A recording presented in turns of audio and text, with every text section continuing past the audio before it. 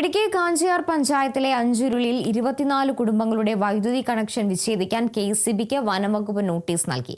Reserve forest എന്ന രേഖകളിൽ തെറ്റായി രേഖപ്പെടുത്തിയിരിക്കുന്നതിന്റെ മറവിൽ സ്ഥലം കൈവശപ്പെടുത്താൻ വനംവകുപ്പ് ശ്രമിക്കുന്നതായാണ് നാട്ടുകാരുടെ ആരോപണം. കാഞ്ചിയാർ അഞ്ചുരുളി താമരപ്പാറയിലാണ് 24 കുടുംബങ്ങളുടെ വൈദ്യുതി കണക്ഷൻ വിച്ഛേദിക്കാൻ KCBക്ക് വനംവകുപ്പ് നോട്ടീസ് നൽകിയത്. ലൈഫ് ഭവന പദ്ധതി പ്രകാരവും PMAY പദ്ധതിയിലും ഉൾപ്പെടെ പണിത വീടുകളുള്ള സ്ഥലമാണിത്. കൈവശ ഭൂമിയിൽ വീട് നിർമ്മിക്കാൻ മുൻപ് വനംവകുപ്പ് NOC നൽകിയിരുന്നുവെങ്കിലും ഏതാനും നാളുകളായി ഇത് അനുവദിക്കുന്നില്ല. ഇപ്പോൾ കുഴൽക്കിണർ നിർമ്മാണവും ശുചിമുറി നിർമ്മാണവുമെല്ലാം തടസ്സപ്പെടുത്തുകയാണ്. ഇവിടെ കൂടുതലായി ഏലം കൃഷിയാണ് ചെയ്യുന്നത്. അതിനാൽ മരങ്ങൾ മുറിച്ച് നീക്കാതെയാണ് കൃഷി. മരങ്ങൾ നിൽക്കുന്നതിന്റെ പേരിൽ കൈവശഭൂമി വനമാക്കി ചിത്രീകരിക്കാനാണ് വനവകുപ്പിന്റെ നീക്കമെന്ന് പ്രദേശവാസികൾ പറയുന്നു.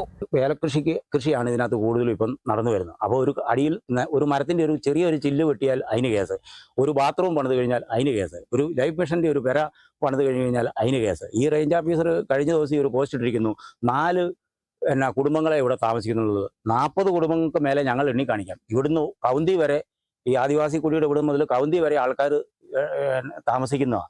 ഇദ്ദേഹം ഇവിടെ ഫോറസ്റ്ററായിട്ട് ഇവിടെ ജോലി നോക്കിയിട്ടുള്ള ആളാണ്. അപ്പം ഒരു 70-75 ചാക്ക് സിമെന്റിന്റെ ഒരു റോഡ് ഇവിടെ വാർത്തിട്ട് ഇദ്ദേഹം അത് JCBക്ക് ഒന്ന് വലിച്ചു പറിച്ചു കളഞ്ഞു. അതുപോലെ ഹീനമായ പ്രവൃത്തിയാണ് ഇദ്ദേഹത്തിന്റെ ഭാഗത്തുനിന്നുണ്ടായിരിക്കുന്നത്. കാഞ്ചിയാർ ഗ്രാമപഞ്ചായത്തിലെ 7ാം വാർഡിൽ ഉൾപ്പെടുന്ന ഈ മേഖലയിൽ 150 കുടുംബങ്ങളാണ് കഴിയുന്നത്. വൈദ്യുതി ഇല്ലാതെ ഏലം കൃഷി ഉൾപ്പെടെ നടത്താനാവില്ല.